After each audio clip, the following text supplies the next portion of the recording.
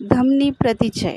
आयुर्वेदातील धमनी प्रतिचय या संज्ञेला आधुनिक वैद्यकशास्त्रातील अथेरोस्क्लेरोसिस, धमन्यांमध्ये चरबी किंवा प्लाक साचून त्या अरुंद कडक होणे या आजाराशी संबंध जोडला जातो. आयुर्वेदामध्ये धमनी प्रतिचय हा प्रामुख्याने कफदोष आणि मेदधातू चरबी यांच्या विकृतीमुळे होणारा विकार मानला जातो. धमनी प्रतिचय म्हणजे काय? धमनी म्हणजे शरीरात शुद्ध रक्त आणि पोषणद्रव्ये वाहून नेणाऱ्या रक्तवाहिन्या. प्रतिचय म्हणजे उपलेप किंवा संचय. धमन्याच्या आतील भिंतीवर चिकट मेदयुक्त चरबी आणि कोलेस्ट्रॉल पदार्थाचा थर साचणे किंवा जाडी वाढणे. यामुळे रक्तवाहिन्यांचा मार्ग अरुंद होतो, म्हणजेच मार्गावरोध होतो आणि रक्ताभिसरणात अडथळा निर्माण होतो, ज्यामुळे पुढे उच्च रक्तदाब किंवा हृदयरोग असा त्रास होऊ शकतो. रक्तप्रवाहाच्या सततच्या दाबामुळे प्लाकची म्हणजे चरबीयुक्त थरची झीज होऊन तो फुटू शकतो, त्यामुळे रक्ताची गुठळी तयार होते. ही रक्ताची गुठळी रक्तप्रवाहाच्या मधोमध लावलेल्या अडथळ्यासारखी असते. ती धमनी ज्या अवयवांना किंवा ऊतींना रक्तपुरवठा करते त्या अवयवांचा किंवा ऊतीचा रक्तपुरवठा थांबतो.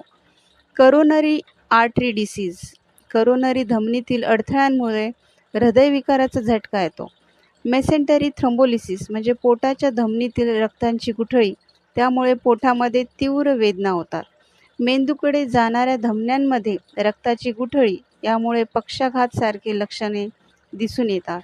हातापायांच्या धमन्यांमध्ये रक्ताची गुठळी, यामुळे स्नायू वेदना होतो. मूत्रपिंडाकडे जाणाऱ्या धमन्यांमध्ये रक्ताची गुठळी, मूत्रपिंड निकामी होऊन जाते. यावरती औषधोपचार. आधुनिक वैद्यशास्त्रात यावर रक्तपातळ करणारी औषधे आणि कोलेस्ट्रॉल कमी करणारी औषधे दिले जातात. तसेच रक्तदाब व मधुमेह नियंत्रण करणारी औषधे दिले जातात. जीवनशैलीमध्ये बदल.